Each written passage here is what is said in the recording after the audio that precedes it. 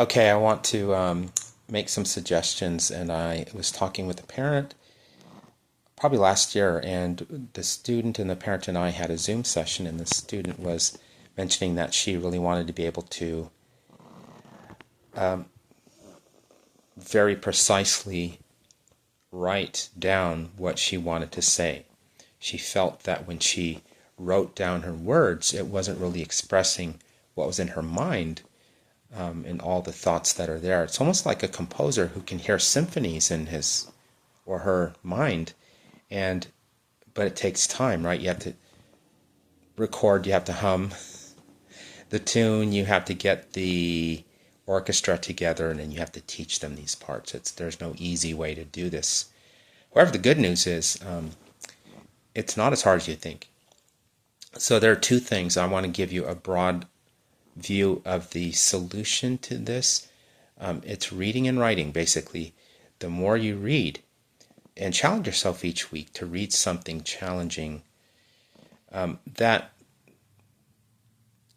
maybe feeds it speaks to you in a way that you say, I understand completely what this writer's doing. And I could say a lot more about that. The other thing is to write a lot and get feedback. And I'm going to make a third suggestion. And yes, there are tools I can send you for what we call academic response frames. And basically it's a sentence frame, but it's a high-level sentence frame that maybe you can use in a research paper to state what you want to. Okay. And, writing a 5-paragraph essay, writing a research paper, oftentimes you will find your cadence, your rhythm, you'll get better at the fluency of putting down on paper what's up here. And that's, for every writer, just be encouraged that it's Ernest Hemingway wrote the ending to The Sun Also Rises, or was it The Old Man and the Sea, between 30 and 40 times until he got it right. No, so we don't have to quite do that. What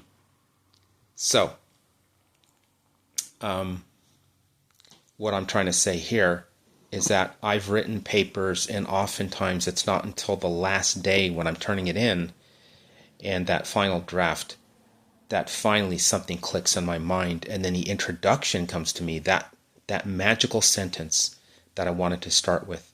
And sometimes I'll walk away to my car, as I did oftentimes from Cal State Bakersfield, and realized, oh my gosh, I could have said it this way. And I think that is how I can relate to what you are saying. And let me just encourage you that you're never going to exactly say it that way. I mean, you could practice poetry. I've written some poems and used dialogue, used setting, used characters, situations to be able to say exactly what I'm saying. In fact, fiction oftentimes is our way, poetry, fiction, imaginative writing, of saying even more than we thought we could say, because now you're using symbolism, metaphors. Are you with me? So that in the reader's mind it becomes even more beautiful, and people will come up to you and say, oh my gosh, that spoke to me so much. A lady responded to one of the poems I wrote, which I thought was just overly formulaic, but she felt it was very visceral. I'm also going to recommend Strunk and White, who have a book called The Elements of Style. And one of the things that jumps out to me about that is it teaches you how to write concisely, meaning in simple terms.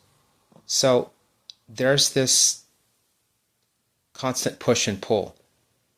Throughout school, we are encouraged to write more complex sentences, compound sentences, compound complex sentences.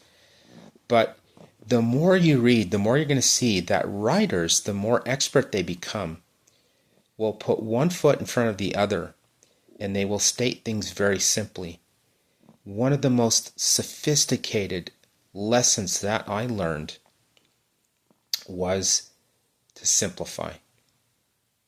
And Einstein said it like this. He said, your ability to explain something in simple terms is a reflection of your understanding. I think he said it differently. He said, unless you can state something simply, you don't understand it, right? So I hope that hasn't complicated this question for you. I hope that I've given you some concrete examples. Number one, read as much as possible. Read good writing.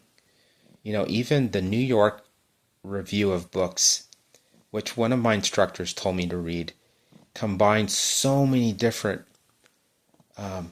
levels of expertise, narrative, into one article about one book. And it talks a little bit about movies, about pop culture, about what's happening in the world. And it brings these things together almost like a buffet of ideas, but yet it's all talking about the review of a particular book. It's from the New York Review of Books, I believe it's called. So read a lot. And read like a writer. Ask yourself, how did they do this? What kind of sentence was this, right? Okay, read. 2, write a lot. And here's a little more helpful advice on that. As we engage with the writing process, pre-writing, first draft, feedback from a peer or a teacher, revision, editing, final draft. You see those 6 stages there? As we re-engage with that process and give ourselves enough time to write, we can go back. We're relaxed. We don't feel the pressure of time. And we can look at that draft. We can read it out loud and ask ourselves, what did I try to say here? What am I trying to say? So oftentimes it's helpful for another person like your mom, your dad, your teacher, your tutor, whoever, your sister, to ask you, what are you trying to say in this paragraph? And then you can say, well, what I'm trying to say is blah, blah, blah, blah, blah, blah.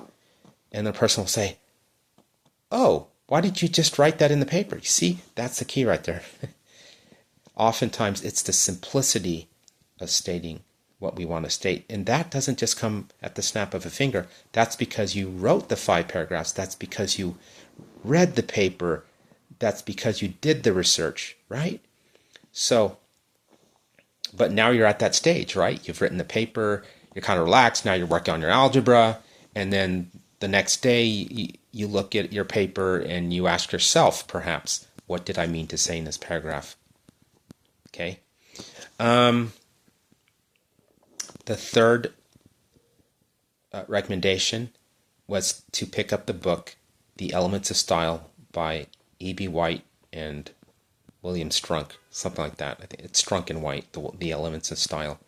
Get to know that book. You'll use it throughout your life. I still have my copy from 1988, from when I was in high school. And it'll talk about grammar. It'll talk about how to write simply, yet in a smart way that you do, because you're a smart student and you want to communicate your ideas to the world in an effective way to help other people. I know that about you. Okay, so in the description of this video, if this is on YouTube, you can contact me. I'll give you a free consultation and figure out what your goals and your frustrations are, what you want to achieve with writing. Maybe it's not to become a writer. Maybe it's just to spend less time in the writing process so you can do the things that you really love, like volleyball and football, and you can still be a good writer. And then maybe when you apply to colleges, instead of saying to yourself, well, I have straight A's in high school, instead saying to yourself, yes, but I'm also objectively speaking a good writer. I can walk into a standardized test situation and I can write at a very high level. I can do this when I apply for scholarships. I can do this in the workplace. I can communicate very powerfully. If you do so, financial doors will open to you, academic doors will open to you, and career doors. All right? Take care. Kevin Shaw here.